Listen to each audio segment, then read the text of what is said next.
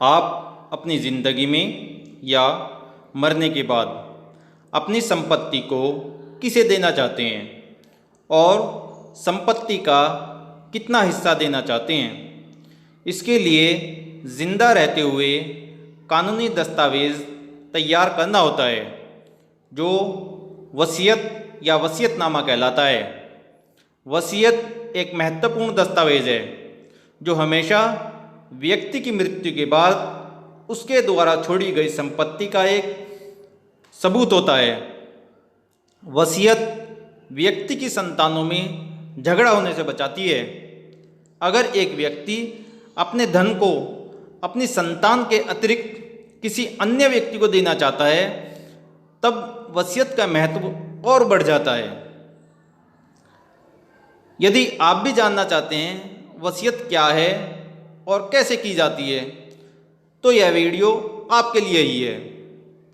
लेकिन उससे पहले मैं आपसे निवेदन करना चाहूँगा कि आप मेरा चैनल सब्सक्राइब कर लें, लाइक और शेयर ज़रूर करें, और जिन्होंने मेरा चैनल सब्सक्राइब कर लिया है उन्हें मैं धन्यवाद देना चाहता हूँ। चलिए शुरू करते हैं आज का वीडियो। पहले जानते हैं वसीयत क्या होती है।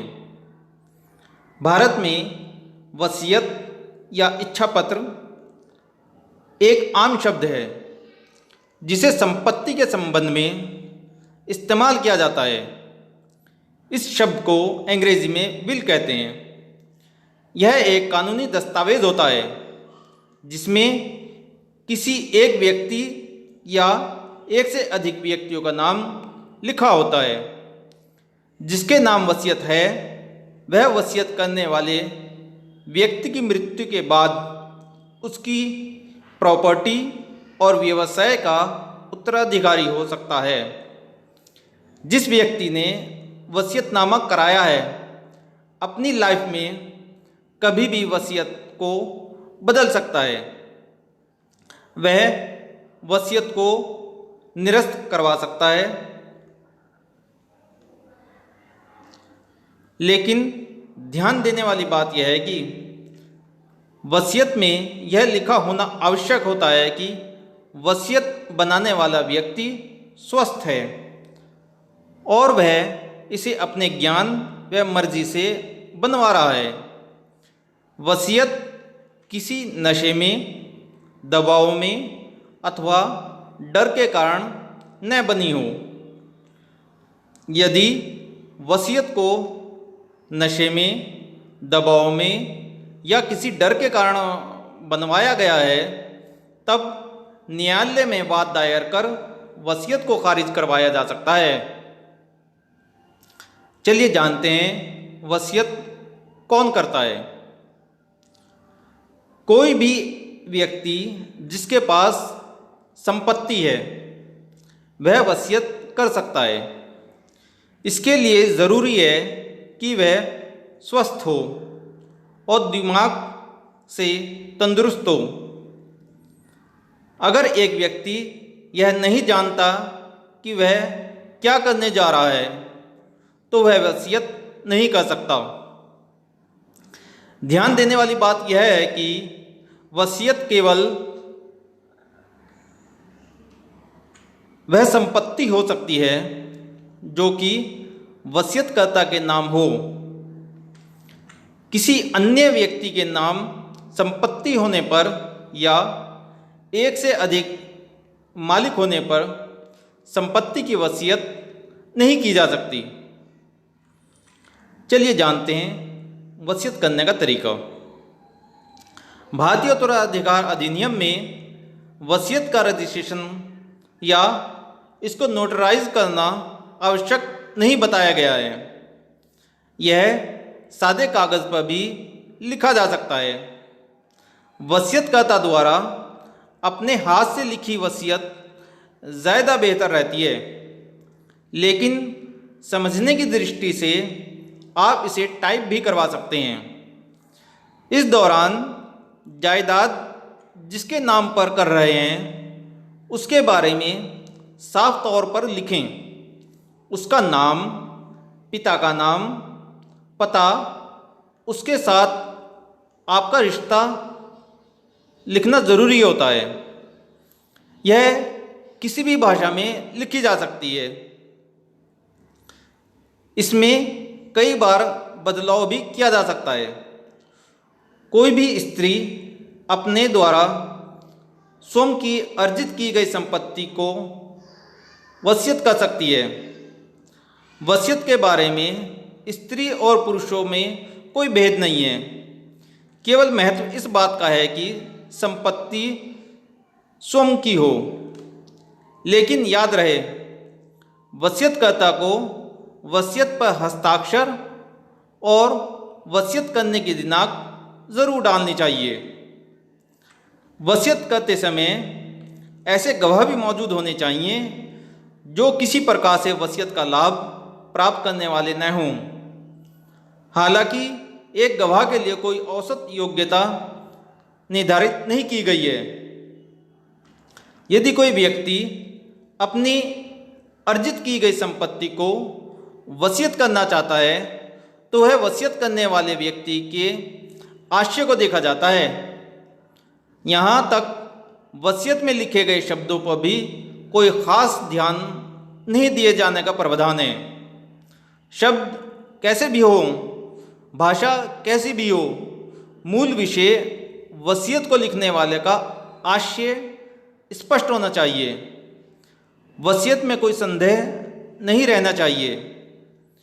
विधि तो वसीयत के संबंध में कोई विशेष रजिस्ट्रेशन की प्रक्रिया का उल्लेख नहीं करती है, न ही इसकी कोई बाध्यता है। परंतु मेरा निजी परामर्श है कि वसीयत का रजिस्ट्रेशन ज़रूर करवाएं। चलिए जानते हैं वसीयत का रजिस्ट्रेशन कैसे होता है। वसीयत को एक सादे कागज़ पर तैयार किया जाता है, लेकिन इसकी वास्तविकता पर संदेह से बचने के लिए इसे रजिस्टर्ड भी करवा सकते हैं। अगर एक व्यक्ति अपनी वसीयत को रजिस्टर्ड करवाना चाहता है तो उसे गवाहों के साथ सब रजिस्ट्रार के कार्यालय जाना होगा। विभिन्न ज़िलों के सब रजिस्ट्रार होते हैं जो वसीयत को रजिस्टर्ड करने में मदद करते हैं। कानूनी प्रमाण पत्र करवाने के लिए वसीयत एक शक्तिशाली प्रमाण पत्र है। वसीयत की सुरक्षा भारतीय पंजीकरण अधिनियम 1908 में वसीयत को सुरक्षित रखने का प्रावधान है। वसीयतकर्ता का नाम और उसके एजेंट का नाम लिखा हुआ वसीयत की सीलबंद लिफाफा सुरक्षा के लिए किसी भी रजिस्ट्रार के पास जमा करवाया जा सकता है। चलिए जानते हैं वसीयत बनाने के लिए नियम। भारतीय उत्तराधिकार अधिनियम धारा 2B वसीयत पर बात करती है, जो वसीयत को परिभाषित करती है, जिसमें वसीयत बनाने वाला व्यक्ति यह बताता है कि उसकी मृत्यु के बाद उसकी संपत्ति का बंटवारा कैसे होगा और उनका वारिस कौन होगा। अधिनियम की धारा 59 में बताया गया है कि कोई भी व्यक्ति जिसकी मानसिक स्थिति ठीक है, वह वयस्क है, अपने द्वारा अर्जित की गई संपत्ति की वसीयत कर सकता है। चलिए जानते हैं वसीयत किन किन चीज़ों की हो सकती है। वसीयत किसी भी चल या अचल संपत्ति की हो सकती है।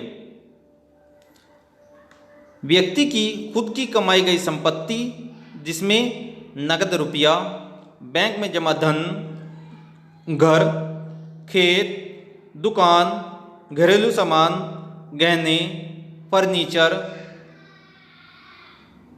सभी चीज़ों की वसीयत हो सकती है। चलिए जानते हैं वसीयत कितने प्रकार की होती है। आमतौर पर लोगों को वसीयत के प्रकार नहीं मालूम होते हैं, लेकिन वसीयत दो प्रकार की होती है। पहली विशेष अधिकार युक्त और दूसरी बिना विशेष अधिकार युक्त। चलिए जानते हैं विशेष अधिकार युक्त वसीयत कौन करता है। एक विशेष अधिकार युक्त वसीयत एक अनौपचारिक वसीयत होती है जिसे सिपाहियों, वायु सैनिकों और नौ सैनिकों द्वारा बनाया जाता है, जो साहसिक युवाओं या युद्ध में गए हुए व्यक्तियों द्वारा बनाई जाती है। चलिए जानते हैं विशेष अधिकार रहित वसीयत कौन करता है। अन्य सभी वसीयतों को विशेष अधिकार रहित वसीयत कहा जाता है।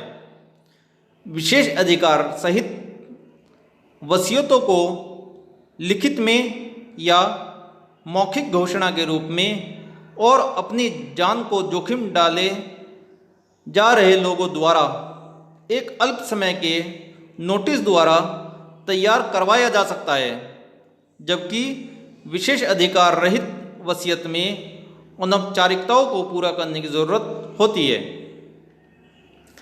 चलिए जानते हैं क्या एक बार वसीयत बनाने के बाद उसे विखंडित किया जा सकता है। तब इसका उत्तर है जी हाँ। एक वसीयत को अपनी इच्छा के अनुसार या बिना इच्छा के भी विखंडित किया जा सकता है। बिना इच्छा के विखंडित कानूनी प्रक्रिया द्वारा ही किया जा सकता है। यदि वसीयतकर्ता विवाह कर लेता है तो उसकी वसीयत अपने आप विखंडित हो जाती है। विखंडन न केवल पहली बार विवाह से हो जाता है बल्कि उसके बाद किए जाने वाले विवाहों से भी हो जाता है। व्यक्ति अपनी इच्छा से जितनी बार चाहे वसीयत बदल सकता है, लेकिन उसकी मृत्यु से पहले तैयार की गई उसकी अंतिम वसीयत ही मान्य होगी। इसी तरह की कानूनी जानकारी के लिए हमारा चैनल सब्सक्राइब करना ना भूलें। धन्यवाद।